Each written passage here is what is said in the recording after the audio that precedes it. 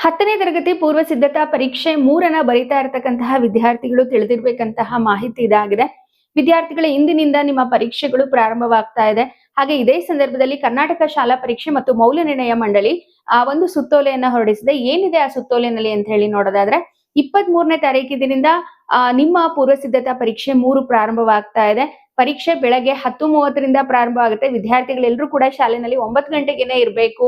ಆಯಾ ವಿಷಯದ ಅಂದ್ರೆ ಅವತ್ತಿನ ದಿನ ಯಾವ ಸಬ್ಜೆಕ್ಟ್ ಇರುತ್ತೋ ಆ ವಿಷಯದ ವಿಶೇಷ ತರಗತಿಗಳಿರುತ್ತೆ ಅಂತ ಹೇಳಿ ಈಗಾಗಲೇ ಒಂದು ಸುತ್ತೋಲೆ ಇದೆ.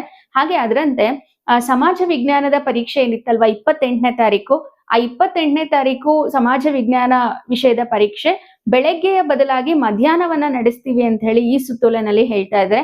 ಯಾಕೆ ಅಂತ ಹೇಳಿದ್ರೆ 28ನೇ ತಾರೀಕಿನಿಂದ ದ್ವಿತೀಯ PUC ಪರೀಕ್ಷೆಗಳು ಪ್ರಾರಂಭವಾಗ್ತಾ ಇದೆ. ಕೆಲವೊಂದು ಸ್ಕೂಲ್ಗಳನ್ನ ಕಾಲೇಜ್ಗಳನ್ನ ಸೆಂಟರ್ ಆಗಿ ತಗೊಂಡಿರ್ತಾರೆ. ಹಾಗಾಗಿ ಅವತ್ತಿನ ದಿನ SSLC ಪೂರ್ವ ಸಿದ್ಧತಾ ಪರೀಕ್ಷೆ 3 ಮಧ್ಯಾಹ್ನ ಇರುತ್ತೆ. ಹಾಗಿದ್ರೆ ಯಾವ ಟೈಮಿಂದ ಇರುತ್ತೆ ಏನು ಅಂತ ಹೇಳಿ ನೋಡೋಣ.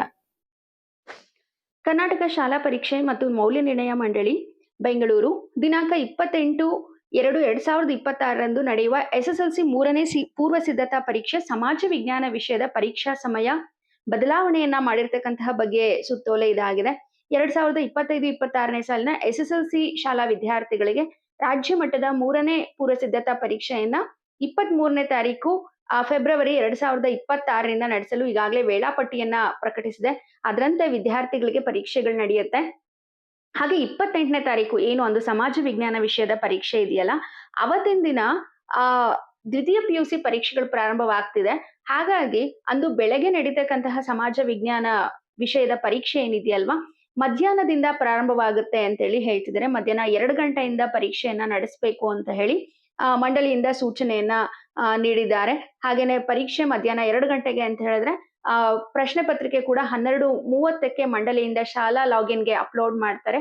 ಹಾಗಾಗಿ ಎಲ್ಲಾ ವಿದ್ಯಾರ್ಥಿಗಳು ನೆನಪಲ್ಲಿ ಇಟ್ಕೊಳ್ಳಿ, ಶನಿವಾರ ದಿನ ಪರೀಕ್ಷೆ ಬೆಳಗ್ಗೆ ಇರೋದಿಲ್ಲ, ಅವತ್ತು ಮಧ್ಯಾಹ್ನ ಪರೀಕ್ಷೆ ಇರುತ್ತೆ. ಸೊ ಇದಿಷ್ಟು ಪೂರ್ವ ಸಿದ್ಧತಾ ಪರೀಕ್ಷೆ 3ಕ್ಕೆ ಸಂಬಂಧಿಸಿದಂತೆ ಒಂದು ಬದಲಾಗಿರ್ತಕ್ಕಂತಹ ವೇಳಾಪಟ್ಟಿ.